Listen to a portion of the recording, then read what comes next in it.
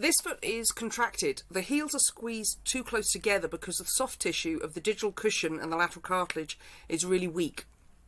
Don't worry about the trim. I was using this foot to demonstrate tool skills and I didn't think to take the photo until after I'd done things that I wouldn't usually do to trim a foot. There's a really deep central sulcus infection in this frog as well.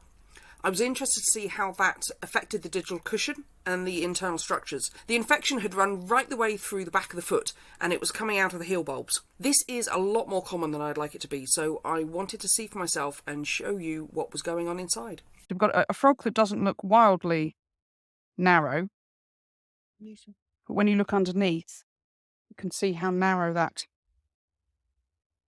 frog is, how much that frog is being squeezed by the contracted foot. And the frog stay, actually on the internal, is kind of muddy.